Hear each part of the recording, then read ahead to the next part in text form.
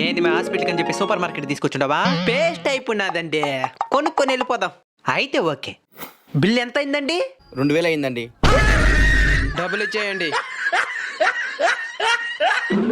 నాయనా నాకు ice cream కావాలి. ఏయ్, అవన్నీ ఇక్కడ ఉండవు. ఉన్నాయండి. నాయనా